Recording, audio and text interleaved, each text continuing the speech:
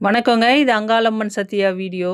அங்காள பரமேஸ்வரிய பத்தி சொல்லணும்னாங்க, அதாவது அந்த அம்மா எதுக்குமே அடங்க மாட்டா, எந்த கட்டுக்கும் அடங்க மாட்டான்றது வேற விஷயம்னாலும், அந்த அம்மா உட்காந்துட்டு வரா பார்த்தீங்களா சிங்கம், அந்த சிம்மம் சொல்லுவாங்க பார்த்தீங்களா, அதுவே அடங்காதுங்களாங்க எதுக்குமே அப்படின்னு சொல்லுவாங்க. எதுக்குன்னா, "அடங்காத சிம்மம் ஏறி நீ ஆடி எழுந்திடம்மா" அப்படின்னு சொல்லுவாங்க. "கட்டிய கணவனை காலால் மிதித்தவளே அடங்காத சிம்மம் ஏறி நீ ஆடி எழுந்திடம்மா" அப்படின்னுவாங்க. அந்த மாரி அந்த அம்மா மட்டும் இல்லங்க, அந்த அம்மா பொருள் கூட எதுக்குமே அடங்காது. அப்படிப்பட்ட அங்காள பரமேஸ்வரியோட வேஷங்கள் போடுறாங்கன்னு வச்சுங்களேன். இப்போ அவங்க மனுஷங்க தானே, அவங்கள போய் நம்ம எதுக்கு வணங்கணும்? அது வேஷம் போட்டா அவங்க சாமி ஆயிட முடியுமா? அப்படின்னு நம்ம நெனைக்கலாம். ஆனா என்ன விஷயம்னாங்க, அந்த அம்மா உருவம் வரையப்படுற இடத்துல அந்த அம்மா வந்து நிப்பா, அப்படின்றது தான் ஐதீகம். அப்படி இருக்கும்பொழுது, நம்ம அந்த அம்மா வேஷத்த போட்டாலே அந்த இடத்துல அந்த அம்மா வந்து நின்றுவா. அப்படி இருக்கும்போது, நம்மகிட்ட அந்த வேஷம் போட்டவங்க கிட்ட சொல்ற குறைகள் வந்து அந்த அம்மா கேட்பா. கண்டிப்பா நம்ம வாழ்க்கையில பெரிய மாற்றங்கள் வரும். அந்த அம்மாட்ட நேரடியா சொன்னதுக்கான பலன் எல்லாமே உண்டு. அதனால தாங்க வேஷம் போட்டவங்கள அந்த அம்மா உருவத்த வரைஞ்சவங்களா இருந்தா கூட, அவங்க காலடியில விழுவாங்க. அவங்க வயசுல சின்னவங்களா இருந்தாலும் சரி, கால்ல விழுவாங்க. அது மாரி அவங்க கிட்ட போய் அந்த அவங்க குறைகள சொல்லுவாங்க. அப்படி சொல்லும்பொழுது, அவங்களுக்கு அதில மாற்றங்கள் கண்டிப்பா வரும். ஏன்னா, அந்த அம்மா அந்த இடத்துல நிப்பா, அவங்க சொல்றத கேட்பான்றது மக்களோட நம்பிக்கை. அது ஐதீகமும் கூட.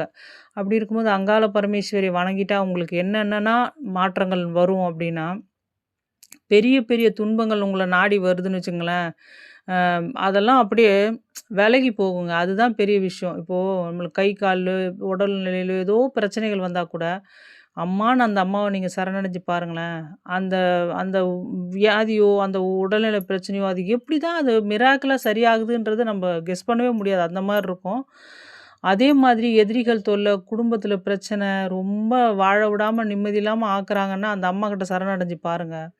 அவ இறங்கிடுவா. நம்பளுக்கு பதிலா அந்த அம்மா இறங்கிடுவா. நீங்க என்ன வேணாலும் அவங்க பண்ணட்டும். அதுக்கு பதிலடி அவ குடுக்குற அவங்க எந்திரிக்கவே முடியாது. அவங்க வந்து நம்மள கண்டுக்காம போயிட்டாங்கன்னா தப்பிச்சுட்டாங்க, அப்படின்ற மாதிரியான அர்த்தம் தான். ஏன்னா, அங்காள பரமேஸ்வரிய சரணடைஞ்சவங்க கிட்ட யாராவது பிரச்சனைகள் குடுக்குறாங்க அப்படின்னா, அவங்களுக்கு நேரம் சரியில்லன்றது தான் அர்த்தம். ஏன்னா, அவ எதுக்கு மேல எதுக்குமே துணிஞ்சவங்க அந்த அம்மா. அதாவது எதுக்குமே அசர மாட்டா. எதுக்குமே வந்து அஞ்ச மாட்டா. பச்சாபாவம் பார்க்க மாட்டா.